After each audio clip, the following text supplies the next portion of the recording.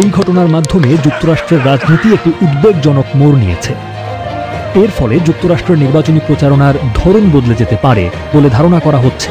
প্রশ্ন হচ্ছে, প্রাক্তন প্রেসিডেন্টের নিরাপত্তায় নিয়োজিত সিক্রেট সার্ভিস কেন এই হামলা ঠেকাতে ব্যর্থ হয়েছে? বিবিসি ভেরিফাই ঘটনাটির বিভিন্ন ভিডিও দেখে, প্রত্যক্ষদর্শীদের সাথে কথা বলে এবং স্যাটেলাইট ছবি দেখে পুরো ঘটনাটি বিশ্লেষণ করার চেষ্টা করেছে।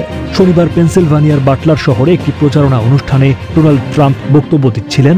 বিকেল 6:03 তিনি যখন স্টেজে ওঠেন, তার পেছনে উন্মুক্ত গ্যালারি ছিল এবং কাছে একটি ভবনের ছাদের ওপরে সিক্রেট সার্ভিসের বন্দুকধারী স্নাইপার ছিল। স্টেজের প্রায় 100 মিটার দূরে এই ছাদগুলোর একটিতে হামলাকারী অবস্থান করছিলেন, যেখান থেকে স্পষ্টভাবে স্টেজ দেখা যাচ্ছিল। 6:10 ধারণ করা এই ভিডিওটিতে একই বিল্ডিংগুলো দেখা যাচ্ছে। পেছনে তখনও মিস্টার ট্রাম্পের কথা শোনা যাচ্ছিল। ডান দিকের এই ছোট বিল্ডিংটির ছাদেই হামলাকারী অবস্থান করছিলেন। এই ভিডিওতেই একজনকে দেখা যাচ্ছে পুলিশের পোশাকধারী আরেকজনের সাথে, এবং তারা দুইজনই ওই বিল্ডিংয়ের ছাদের দিকে তাকিয়ে আছেন। একজন প্রত্যক্ষদর্শীও জানান, মিস্টার ট্রাম্প যখন কথা বলছিলেন তখন তারা একজনকে ওই বিল্ডিংয়ের ছাদে দেখতে পেয়েছিলেন। Bear crawling up the roof of the building beside us, 50 feet away from us. So we're standing there, we're pointing at the guy crawling up the roof. And he had a gun, right? He had a rifle. We could clearly see him with a rifle, absolutely. We're pointing at him. The police are down there running around on the ground. We're like, hey man, there's a guy on the roof with a rifle. Secret Service is looking at us from the top of the barn. I'm pointing at that roof, just standing there like this. And next thing you know, 5 shots ring out. তবে police এই দাবির ব্যাপারে কোনো মন্তব্য করেনি। সমাবেশে আসা একজনের আরেকটি ভিডিওতে গুলি চালানোর আগ মুহূর্তে বন্দুকধারীকে দেখা যাচ্ছে। 6:11 3টি গুলির শব্দ শোনা যায়। তারপর ট্রাম্পকে তার ডান কানে হাত দিয়ে নিচু হতে দেখা যায়। এরপর আরও কয়েকটি গুলি চলে। ভিড়ের মধ্যে একজন নিহত এবং 2 জন গুরুতর আহত হয়। এই ভিডিওটিতে দেখা যাচ্ছে আহত একজনকে নিয়ে যাওয়া হচ্ছে।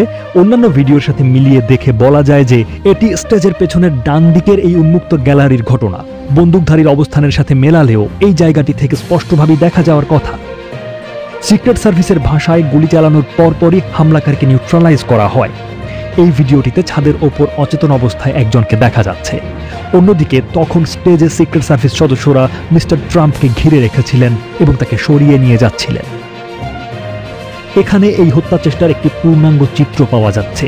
এখন তদন্তে বেরিয়ে আসবে সিক্রেট সার্ভিস কেন এই হামলা ঠেকাতে ব্যর্থ হলো। রোববার হামলাকারীর নাম প্রকাশ করেছে তদন্তকারী সংস্থা FBI।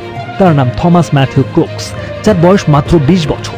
তারা বলছেন, আক্রমণকারী থমাস ম্যাথিউ ক্রুকসের উদ্দেশ্য কি হতে পারে সে বিষয়ে তারা এখনও তদন্ত করছেন।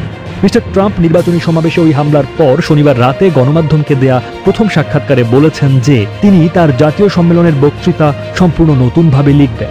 সেখানে জো বাইডেনকে সমালোচনা করার পরিবর্তে ঐক্যের বার্তায় গুরুত্ব দেওয়ার কথা জানান তিনি। প্রেসিডেন্ট জো বাইডেন এক রাষ্ট্রীয় টেলিভিশন ভাষণে এই হামলার তীব্র নিন্দা জানিয়েছেন। সেই সাথে তিনি শান্তিপূর্ণভাবে রাজনৈতিক মতপার্থক্য নিষ্পত্তি করার আহ্বান জানিয়েছেন। এই সব কিছুর পরও সোমবার থেকে শুরু হওয়া রিপাবলিকান ন্যাশনাল কনভেনশনে যোগ দিতে উইসকনসিনে পৌঁছাচ্ছেন ডোনাল্ড ট্রাম্প।